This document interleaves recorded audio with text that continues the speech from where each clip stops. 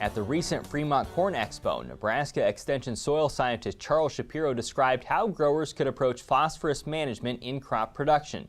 Charles has been studying the impact of phosphorus at the Haskell Ag Lab near Concord, Nebraska, located in the northeast corner of the state. We talked with him at the event and first began by asking how nutrient management changes in a profit year like this one.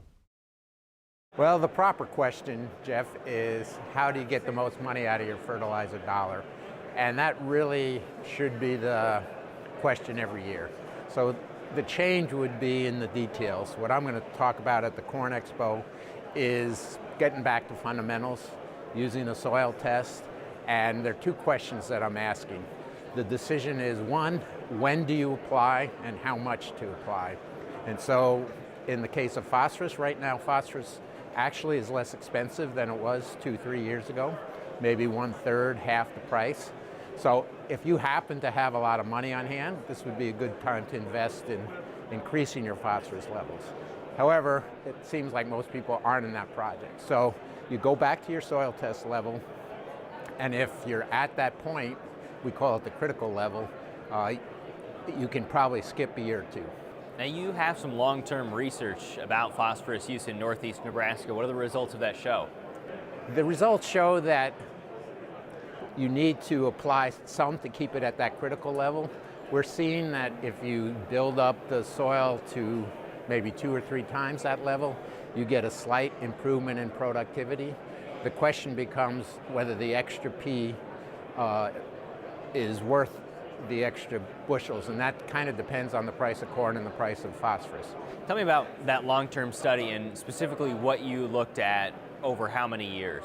So we've made some long-term plots that are set at 15, 30, and 45 parts per million. That would be in the range of what soils are on farms. And then we've maintained them at that level for over 10 years. So we're trying to see what the effect is there. And what we found is that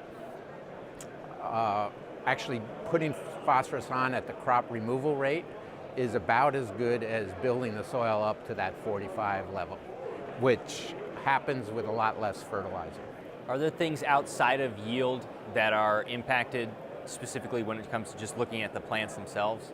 Well, when we put a lot of phosphorus on, we increase the phosphorus in the grain. So when you're going to calculate your removal, you need to use a little different number because a highly fertilized corn is going to remove more grain per bushel, more phosphorus per bushel than one that's deficient. We're also looking at where you put the phosphorus, and we found that over 10-15 years, if you knife in the phosphorus, you get a little bit of a yield bump. It doesn't really show up in the first few years, but over a long period of time, we seem to have improved our yield levels. Any reason why you think that might be? Well, when you knife in the phosphorus, you're putting it down deeper in the soil. So when there's dry periods and the surface is dry, there's a moisture, and when the roots grow in the moisture, they'll find the phosphorus. And when it's not mixed in the soil, it stays in a more available form longer. Is this the way that we're going with nutrient management, where you're doing more in-season things, less out-of-season things to try to keep the nutrients where you need them? That would work better with nitrogen, where we can lose it from rainfall, volatilization. With phosphorus, unless you're in highly erodible land where you'd get a big rainfall and it would move down the profile, you have a lot more timing flexibility. And what about phosphorus use in soybeans? That's a great question.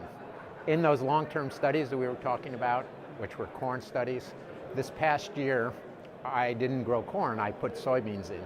So it's taken 10-15 years to develop these plots where, right next to each plot, one might have a low soil test, a medium, and a high soil test.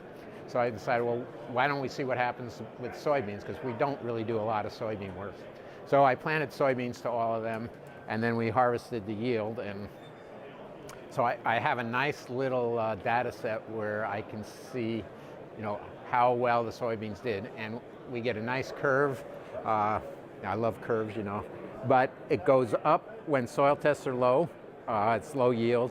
Then it goes up and it flattens off. And so we can come up with what we've talked about as the critical level. And I actually did this on 2 of those studies. And the critical level comes close to what we've been recommending, around 10 to 15. And there's a little noise, you know, you get all that flapping, but it reconfirms what we've been saying all along. So we're gonna, when we do the talk today, we will show them a graph and have them draw the line.